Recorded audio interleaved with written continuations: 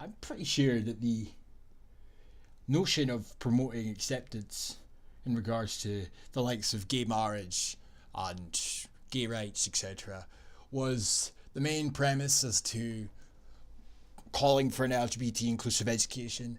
And in recent times, these campaigners and activists have gone a step further than I think they should have taken, meaning that they've been given an inch and they have taken an absolute exponential amount of miles when they shouldn't have.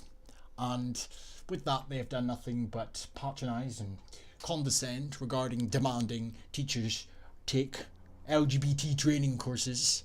And of course, they've got the how-to guide and the instructions in place for children so they grow up to view the world through the lens that they see the world. And that's quite detrimental coming from me, well, in my opinion. But this right here is just another example of the absolute ludicrous BS that is becoming commonplace because the demands of the LGBT activists is met with acceptance by the Scottish Government, or the UK Government, but in this case the Scottish Government, because the SNP, they're so progressive. We need to remember that. They're all about progression and diversity. We're an inclusive society here in Scotland. Yes, that's right. Curriculum inclusion. LGBT mapping across curriculum for excellence. Content so good. Here we go. Are you excited to see what non-incessant bullshit they've got for us today? Because quite frankly, I am stumped as to how far this is going. And I mean, this isn't even the most heinous sort of thing that I've seen in regards to calls for normalization of the LGBT ideology. This is just more on the completely ludicrous side of things. This is just, half of this is completely unnecessary, nonsensical, but it's very good to know that the Scottish Government and the people that are in positions of power that could essentially change Scottish academia in a positive sense. It's good to see that their priorities are well and truly in order. Creating an LGBT inclusive curriculum, right? So not only are we going to now have LGBT sex education compulsory, which is what I thought it was supposed to be to begin with, but it's become obvious as time has gone on that the whole of the way children are going to be raised and taught in school is going to be done in a manner that these people see fit. And of course, this is another example of that coming into effect with this document containing guidance for each curriculum area on how to include LGBT voices and identities in the classroom. Right? For example, in art, as such, it is an excellent vehicle, art being an excellent vehicle to introduce the voices of LGBT people. Learners can explore the work of LGBT artists, writers, musicians and performers in a way which is not noticeably different from other work in expressive arts, but different enough that it needs to be addressed. Because when I was in school, I don't recall sitting in art and learning all about straight married couples and their paintings, but we need to prioritise homosexual painters because that's progression. Okay. There are a myriad of LGBT and T people who have achieved great success in this field who would be good to highlight so all learners can see the positive contribution LGBT people make to society. Okay. Art and design. The simplest way of including LGBT voices in art and design is by studying LGBT artists and designers. Bear in mind, as I said, when I was in school, we never learned about straight art designers, and artists. Or if we did, it wasn't highlighted that they were straight. But remember, kids, we're going to learn all about LGBT artists and designers because that's progression. See, I could understand if they were trying to level the playing field in terms of this, like it was being hammered home that certain individuals and certain subjects, they were really hammering home the point of traditionalism and straight couples and straight people and all the rest of it. But that's not happening. So they're combating an imaginary problem, but in doing so, they kind of create their own bias, their own problem. But of course, progression's diversity. In dance, there are several LGBT dancers whose work you could study. Alright, okay. In drama, there have been many illustrators, playwrights playwrights whose work can be studied in drama. Oscar Wilde, Tennessee Williams, and Scottish playwright Joe Clifford, for example. There are also specific plays which feature LGBT content, like Beautiful Thing and Larmy Project. Learners can also use drama to explore LGBT identity or theme and key issues affecting LGBT people in Scotland. Oh my god. In music, there is a plethora of musicians whose songs, music, and lives can be studied and explored, from classical musicians like Benjamin Britten and Peter Maxwell Davies, a master of the Queen's music, to pop stars like Sam Smith and Demi Lovato. Songs with specific LGBT content can also be studied. Oh, great. Health and well-being. Addressing inclusion. When the new national approach to anti-bullying Respect for All was launched in 2017, Addressing Inclusion was launched as a companion document to assist all schools in tackling homophobic, biphobic and transphobic bullying. It contains detailed suggestions for responding to bullying incidents, as well as ways to prevent bullying through numerous methods. LGBT and PE.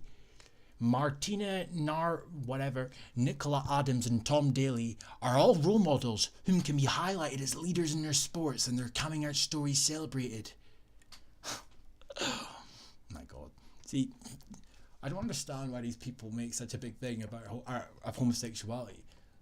People that are gay and associate with the LGBT community are completely different to your average gay, because these gay people and these lesbians and these bisexuals or these transgenders or whatever you will, that identity, quote unquote, their whole life revolves around it, whereas gay people that don't associate with the LGBT are gay, but that's not the vocal point of their life. And that's the problem here. You're putting too much emphasis on homosexuality. You're making it too much of life revolves around the fact that you happen to be gay. I think the problem is, for a large part, of the LGBT community in general, or the activists and campaigners anyway. That's a big problem in my opinion, because your average gay, they're gay, that's the end of it. Half of the time you don't even know they're gay, because they don't all act like the LGBT. Anyway, RSHP education in Scotland includes recognition that schools need to include information for all learners about same-sex relationships, and specifically that same-sex marriage is legal in Scotland. States that all RSHPs should be inclusive regardless of the learner's sexual orientation. LGBT History Month. Every February the UK recognises and celebrates LGBT History Month. I wasn't even aware of this until, funnily enough, the campaigners and the activists came out of the woodwork. This is the perfect opportunity to positively highlight LGBT identities. What do you mean identities? See, I know, that's what I was on about 2 seconds ago. Like, how is being gay an identity? I don't understand that. Anyway, schools can fly rainbow flags, engage with Purple Friday, and run consultations with their LGBT learners. What the fuck is going on, man? Literacy. Through language, children and young people can gain access to the literacy heritage of humanity and develop their appreciation of the richness and breadth of Scotland's literacy heritage.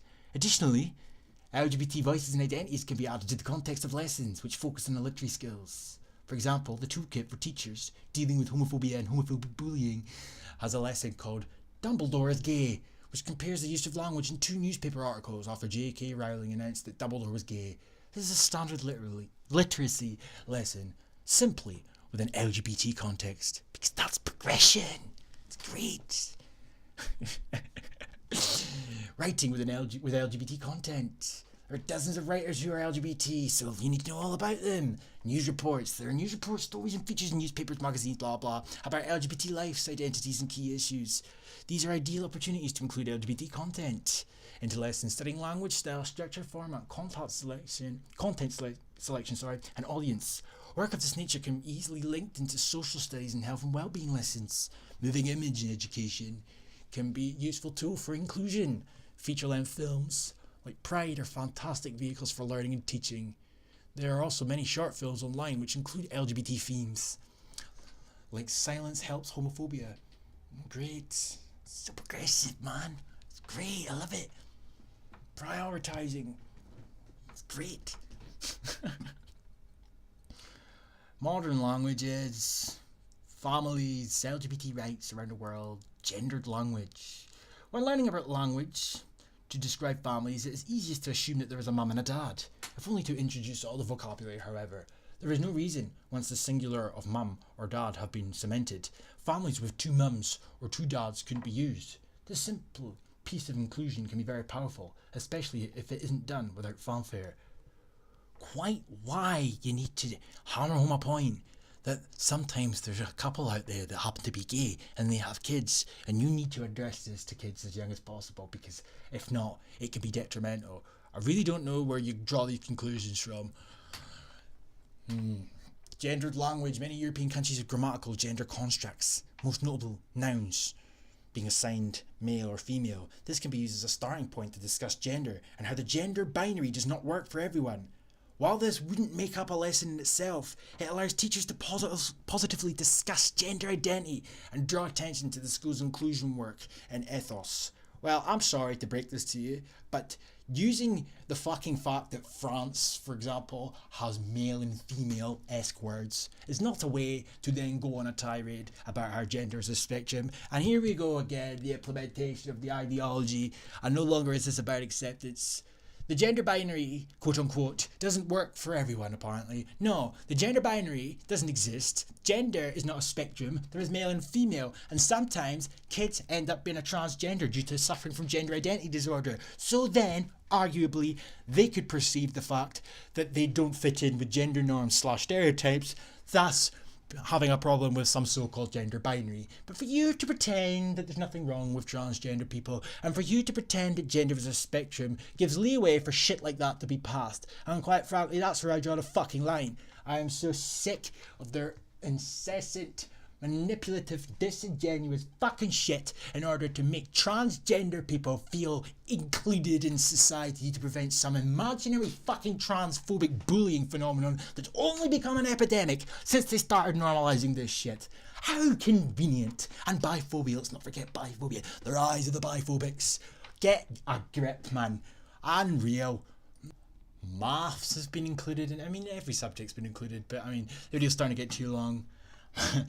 Mathematics. The normalisation of LGBT identities in mathematics can be powerful, as learners may expect equality and inclusion messages from guidance staff, but less so from other teachers. Well, all teachers should be alert to the fact that they are responsible for including health and well-being in learning as much as possible, as other subjects should be embedding mathematical skills into their teaching.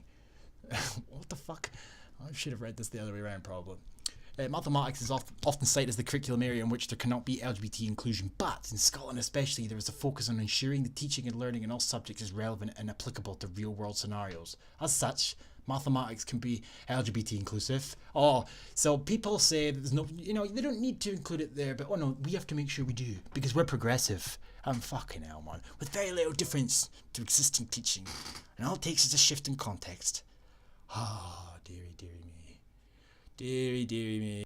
Teachers can add LGBT voices and identities to question scenarios and problem solving, because this is a great example of priorities being put in order. Well done. Pat on the back to the Scottish Government for this one.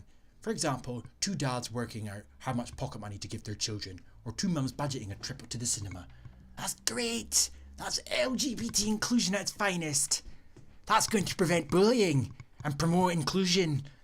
Religious and moral education. Oh my days, this video's getting too long. Sciences.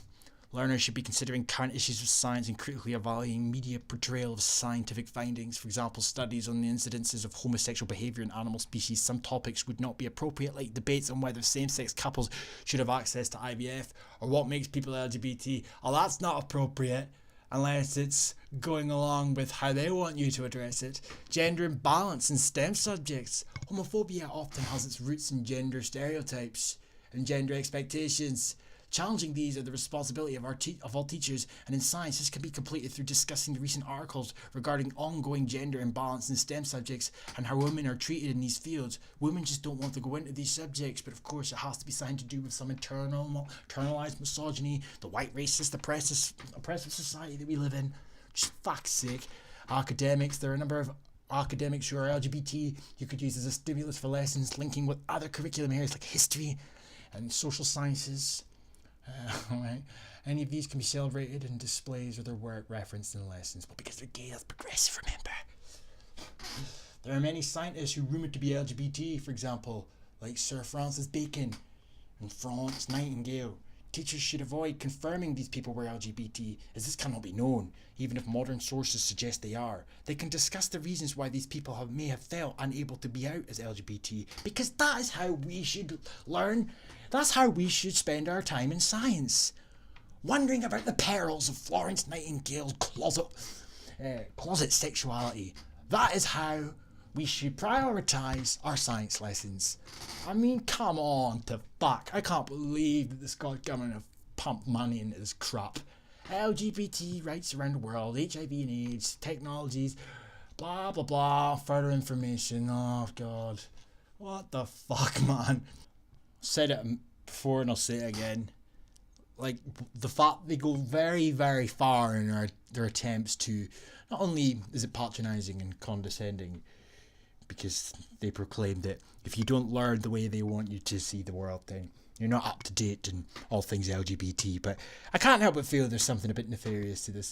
They're going well over the top in terms of what they're putting forth and what they continue to put forth, because they know it's going to be accepted. They're taking the piss at this point, but they're going far too far in order to promote inclusion. I mean, this is just an example of when LGBT activists really need to get a reality check, quite frankly. You got your wish, you got your compulsory education, LGBT education. You don't need to continue to tamper with it. But of course, you won't be content until all your demands are met. And we all know they'll be met because Sturgeon Scotland's so progressive. And we're so proud of it. LGBTU Scotland, making your kids non-binary and progressive and less biphobic. Peace.